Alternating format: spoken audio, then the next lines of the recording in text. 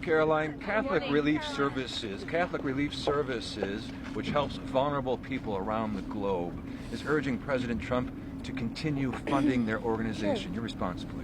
Sure. Well, I would defer you to the State Department on which foreign organizations or organizations that work overseas, humanitarian aid organizations, will continue to be funded. Secretary Rubio has been tasked with now being the acting administrator of USAID. As you all know, we have streamlined USAID into the State Department. Hey, Rachel. And so we want to ensure that we're being good stewards of the American taxpayers' dollars. He is currently going line by line to ensure that foreign aid to private organizations, public organizations, or government organizations aligns with America's interests. So I defer you to them. And one more, in Nicaragua. Sure, Libby.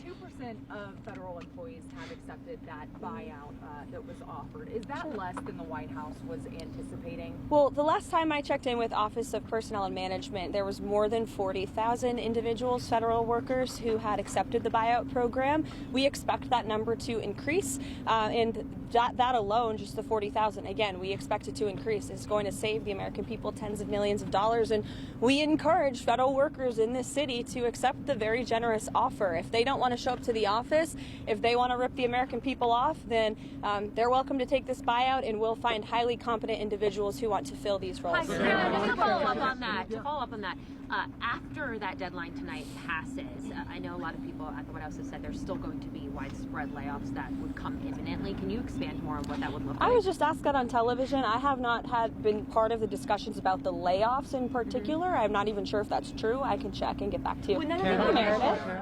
Oh, I was going to ask if you have any updates on the meeting with the lawmakers since we went on this afternoon. I understand the meeting is still ongoing, and it was been quite some time. They're talking about the budget and the priorities from this administration, the tax priorities. If I could, the House Republicans are floating the idea of a 5-year extension of the Trump tax cuts. President Trump wants it permanent. Would he sign a bill that has just a 5-year extension? So I'm glad you brought up taxes. Do you mind holding this so I can bring my receipts? I like to bring the receipts. So these are the tax priorities of the Trump administration that the president has laid out for members in that meeting today. No tax on tips, which is obviously a very public campaign promise that the president made. No tax on seniors' Social Security. No tax on overtime pay. Renewing President Trump's 2017 middle-class tax cuts.